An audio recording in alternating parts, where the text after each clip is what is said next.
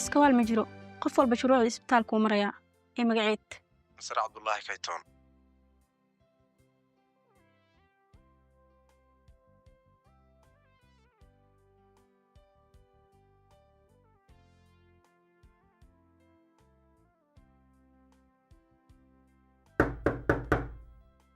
soo gudub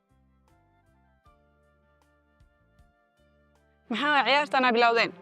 meeshan garoon ma ahan ee waa isbitaal fadlan fariiso maanta dhan idin fadhiyay fadhi hadduu wax taraayo fadhi kalena xiisuu ma qabo ani ma rabtaa markii inaan istaago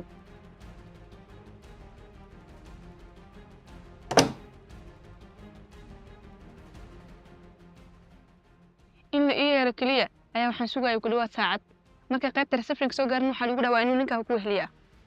waa sax midaas arrimaha aad u timid waa waajib inay ku dhan yihiin lamaanaha ma ahan markii ugu horeyso arrimo noocan istaalkan aan u imaado waana dhiigaha qabtiri jiray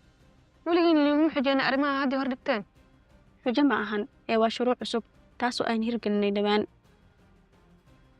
mideeda kale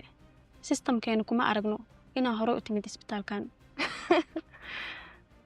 hadda ayaan fahmay badda meeshay ka qurunsan tahay kuma fahmin waa inaa doctor Ismaaciil la hadlaa weliba sida ugu dhaqsiyaha badan haddii kale waxaa buunka akhri moodaan ayaa isbitaalkan ka yeeri doono waay maqashaa filaa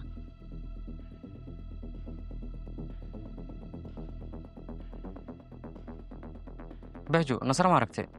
may laakiin ma joogto miya ma joogto meeshii aadaysa ku meeshin sheegin adaadee kuu sheegi weysay ani siday igu sheegay inay joogto amreen aa kor wada saarantihiin runtaa waay wallah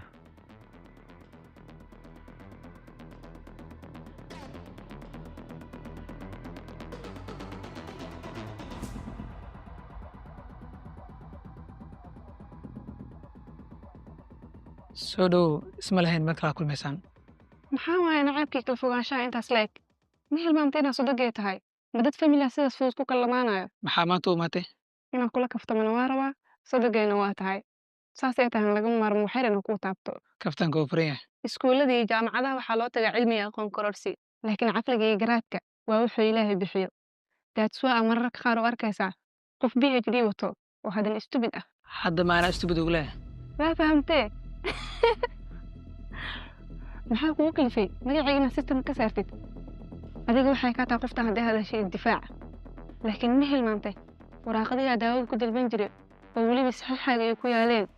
iyo rasiidyada aan biilasha ku bixin jiray inta inay gurigayga yaalaan ilaa hadda ima sheegin sababta u timid isbitaalka arrintaa u imaan jiray arrin ka duwanaa u imaaday wax kalena maan waxaa rabaa cirbad inaan iska saaro maxaa dhacay mar dhaad caddaynaysa mar waanu qarab